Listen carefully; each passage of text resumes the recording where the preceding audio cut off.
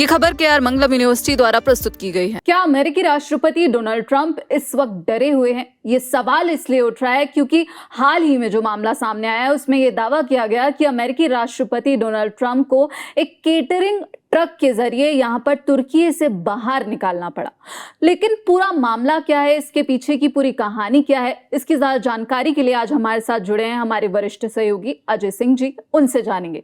Sir, यहाँ पर अमेरिकी राष्ट्रपति डोनाल्ड ट्रंप जो कई दावे करते हैं और कहते हैं कि हमने ईरान को इतना नुकसान पहुंचाया है, हमने ईरान के अंदर जाकर इतनी तबाही मचाई है, अब यहाँ पर इतने भागे भागे और डरे क्यों फिर रहे हैं? नहीं, देखिए, ये पुरानी घटना है, 8 जुलाई की घटना है। अब सामने आया है, क्योंकि वाशिंगटन पोस्ट जो है जी, उसके पत्रकार ने पूरी तरीके से पूरे कहानी का पर्दाफाश किया है। तो अब ये देश दुनिया के सामने आया है। अब ये 8 जुलाई को नाटो का समिट था, अंकारा जाना था ट्रंप को। तो ये पूरी तरीके से इस तरीके से मतलब ऐसे गए हैं कि जिस तरीके से स्क्रिप्ट सामने आई है, तो आप फिल्मों में जैसे कहानी किया जाता है, किरदार निभाया जाता है, तो ट्रंप को तो डर हुआ है। डर ऐसी बात नहीं है कि डर नहीं है ट्रंप को।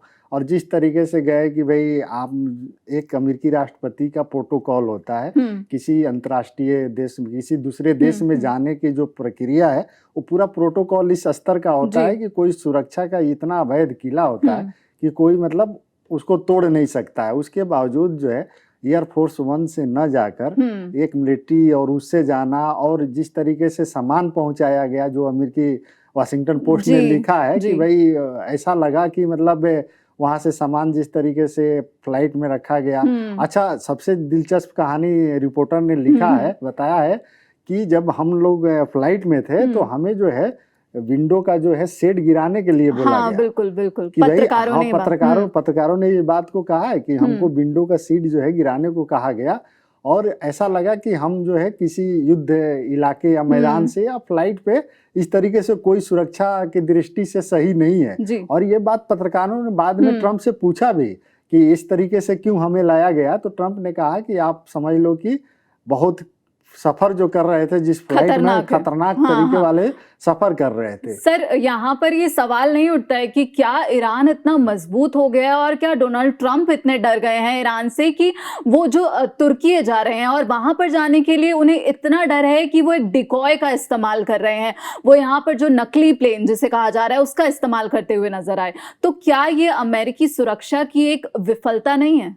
देखिए, ये जो अभी जिस अमेरिकी राष्ट्रपति ने का जो अभी जो एयरफोर्स 1 है, तो ये सऊदी अरब के कतर ने, वो सऊदी अरब के जो वो हैं उन्होंने दिया था, गिफ्ट दिया था। इसके बाद अमेरिकी सुरक्षा एजेंसी ने इसको राष्ट्रपति के लिए तैयार किया। और जब ये फ्लाइट सऊदी ने जब दिया था गिफ्ट इनको, उस समय भी अमेरिका में जो सुरक्षा अधिकारी हैं और जो पुराने सीक्रेट सर्विस के जो अधिकारी हैं, उन्होंने सवाल उठाया था कि ये जो है अब गिफ्ट दिया हुआ, तो इस पे राष्ट्रपति को नहीं चलना चाहिए, ये सुरक्षा के दृष्टि से सही नहीं है। उस समय भी सवाल उठे थे। तो ट्रंप को इस बात की भनक तो जरूर है कि हो सकता है गिफ्टेड है, और अगर हम इससे जाते हैं तो सुरक्षा की दृष्टि से हमको जो है खतरा हो सकता है। अच्छा, ये अमेरिका में पहली बार नहीं हुआ है।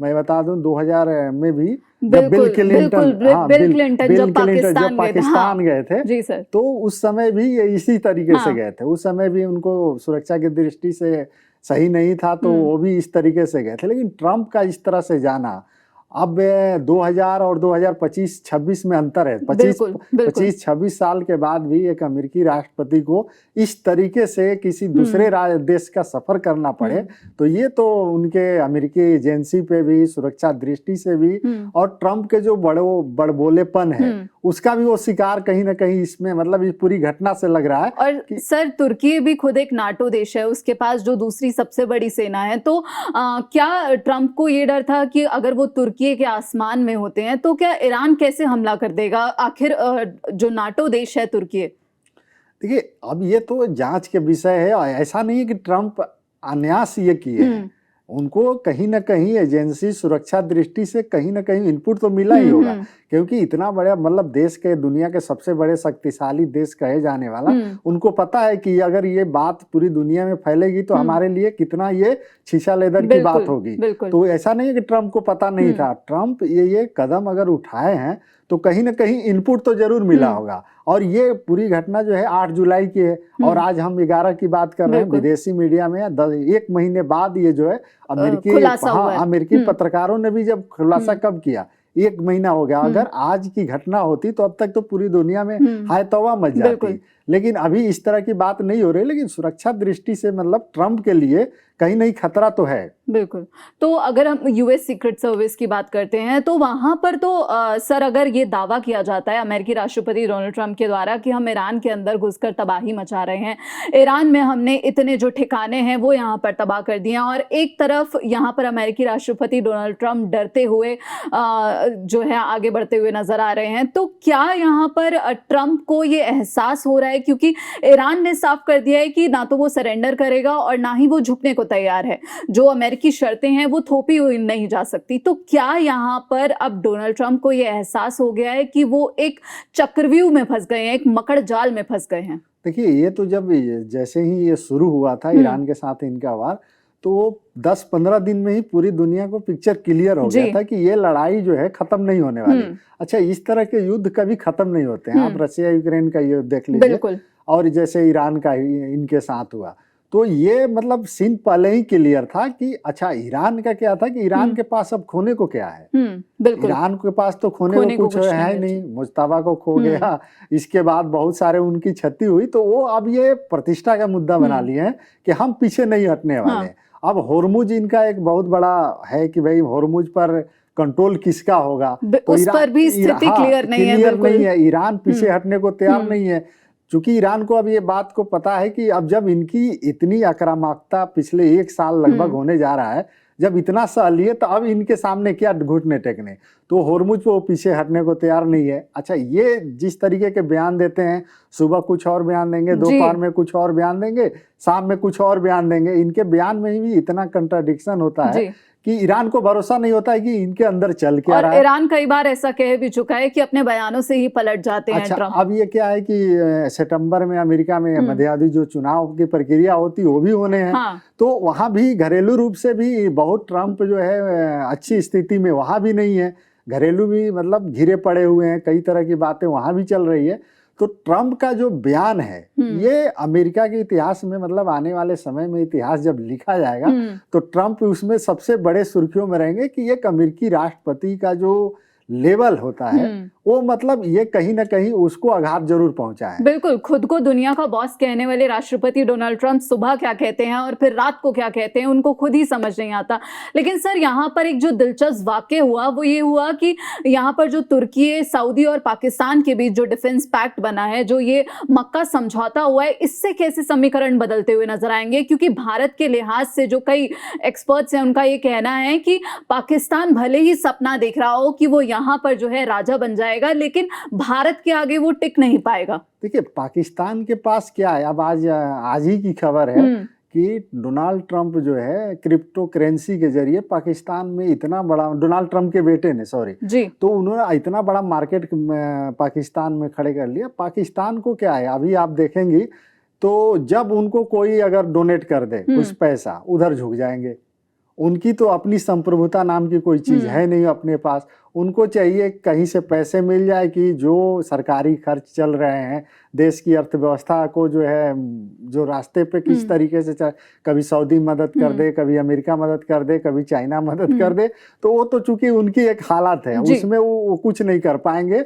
वो हमेशा, अच्छा, दूसरे देशों को क्या है कि भारत को लेकर, चूंकि भारत का पड़ोसी तो बदला नहीं जा सकता, भारत पड़ोसी तो पाकिस्तान ही रहेगा। अच्छा, भारत एक उभरता हुआ देश है, अर्थव्यवस्था है, 70 सालों की एक सफर है देश के पास। तो सबको पता है कि भारत को अगर किसी तरीके से डराने की और इस तो हम कर नहीं सकते। तो एक पाकिस्तान जरिया है कि पाकिस्तान को लालच दिखाओ और पाकिस्तान के थ्रू जो है भारत के प्रति जो है एक हम अलग तरीके से पेश आए। और पाकिस्तान को क्या लगता है कि भारत की कीमत पर जो है अपनी जो है समझौता करते हैं कि हाँ, हम भारत में ये कर देंगे, इंडिया को हम ये कर देंगे, तो सऊदी से भी कर लेंगे, चाइना से भी पैसे ले लेंगे, अमेरिका से भी पैसे लेंगे। तो इसका मुझे नहीं लगता कि किसी तरह से मतलब वर्ल्ड लेवल पे किसी तरीके का चेंजेस होने जा रहा है कि भारत के सामने एक बहुत बड़ी संकट सामने आ जाएगी, ऐसी स्थिति नहीं है। सर, अमेरिका के लिए कैसे ये सिचुएशन बदलती हुई नजर आएगी? जो ये डिफेंस पैक्ट हुआ है, जो मक्का समझौता हुआ है, जिसमें एक देश पर हमला तीनों देशों पर हमला माना जाएगा, और हमने देखा कि सऊदी की जो तेल रिफाइनरी है उस पर भी आज हमला हुआ, तो यहाँ पर तो ये डिफेंस समझौता पहले दिन ही टूट गया। इस डिफेंस समझौते कि अब सऊदी के सामने संकट तो अमेरिका है। हाँ। आप सऊदी कितना भी कह ले कि हमें अमेरिका से मतलब नहीं है, तो ये तो हो नहीं सकता है। तो ये तो मतलब आपके जो डिफेंस ये जो हुआ है इसमें खुद दिख रहा है। अब टर्की है, टर्की खुद विवादों वाला देश रहा है। भाई आप दूसरे देश जैसे भारत और पाकिस्तान का ऑपरेशन सिंदूर का जो चला था उस पूरे में टर्की ने किस तरीके से मतलब किया, पाकिस्तान को मदद करने के नाम पे जो है ड्रोन का किस तरीके से किया, उसका सारा खुलासा हुआ। तो टर्की तो खुद ही दुनिया के सामने जो है उसकी पूरी तरीके से कलई खुल चुकी है। और सऊदी क्या है, सऊदी अपना बिजनेस इंपैक्ट देखता है। उसको क्या है कि सामरिक दृष्टि से आप देखेंगे सऊदी को, तो कभी इस लफड़े में कभी नहीं पड़ता है कि किसी देश के बीच झगड़ा हुआ तो हम कूद पड़े। बिल्कुल, वो हमला अपने ऊपर ले लेगा। अभी जो ईरान अमेरिका के बीच हुआ, कितने नुकसान हुए सऊदी में, लेकिन वो कभी कूदा नहीं, क्योंकि उसको पता है कि हम जितना अमेरिका के लिए जरूरत में हैं उतने भारत के लिए भी हैं, उतने हम पाकिस्तान के लिए भी हैं। लेकिन सर, अमेरिका से तो एक भरोसा जो है सऊदी का वो घटता हुआ नजर आ रहा है ना, क्योंकि उसके सुरक्षा छत्र में बहुत समय तक सऊदी रहा, लेकिन अब यहाँ पर जो सऊदी पर हमले हो रहे हैं लगातार ईरान की तरफ से, उसमें अमेरिका सऊदी की मदद करता हुआ नजर नहीं आ रहा है।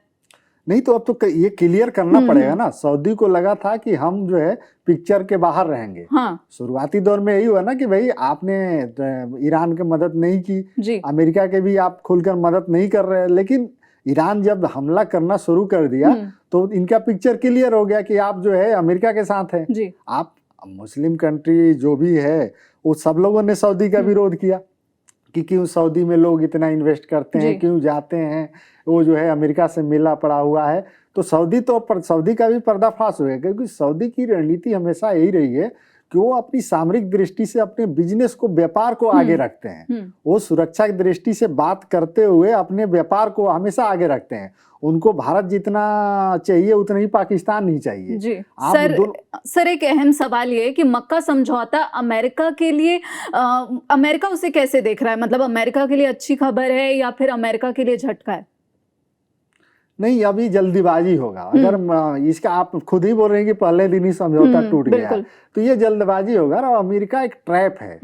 अमेरिका किस देश को कब ट्रैप में फंसा ले उसको मतलब किसी देश को पता नहीं है। हो सकता है कि इस मक्का समझौते के पीछे अमेरिका का ही हाथ हो सकता है। आप देखिए जिस तरीके से ट्रंप जब आए और फर्स्ट अमेरिका की बात की कि फर्स्ट अमेरिका, अब टैरिफ वाली जो बात हुई, पूरी दुनिया को पिछले 1-1.5 साल से ऐसे किए हुए बंदा कि भाई हम जो है इसके खिलाफ 200% लगा देंगे, इधर 100% लगा देंगे। फाइनली कहाँ क्या लगाते हैं उनको खुद नहीं पता है। लेकिन पूरी दुनिया, अर्थव्यवस्था पूरी दुनिया की डगमगा गया, और इनके ट्रैप में किसको नहीं पता कि कौन कब फंस सकता है। तो ये अमेरिका का एक ट्रैप है, और ये ट्रैप में उनको पता है कि हम टर्की को भी फंसा लेंगे, जिस दिन चाहेंगे हम सऊदी को भी फंसा लेंगे। और पाकिस्तान तो जेब में ही है। पाकिस्तान तो उनके जेब में ही है। पाकिस्तान तो अगर पाकिस्तान को 1000 करोड़ रुपए मिल जाएंगे, अभी एक नए ट्रैप में फंस जाएंगे। बिल्कुल। बहुत बहुत शुक्रिया सर आपका इस पूरी जानकारी के लिए। तो आपने समझा कि यहाँ पर राष्ट्रपति डोनाल्ड ट्रंप घबराए हुए हैं, लेकिन यहाँ पर एक बड़ा जो खेल है वो भी यहाँ पर चल रहा है। फिलहाल आगे क्या होगा ये तो आने वाला वक्त ही बताएगा, लेकिन जो ये डिफेंस पैक्ट हुआ है, जो मक्का समझौता हुआ है, वो पहले दिन ही टूटता हुआ नजर आया। इस पूरे मामले पर आप क्या कुछ सोचते हैं, आपकी क्या राय है, जरूर बताइएगा। बाकी देश और दुनिया की तमाम खबरों के लिए आप देखते रहिए दैनिक जागरण। नमस्कार।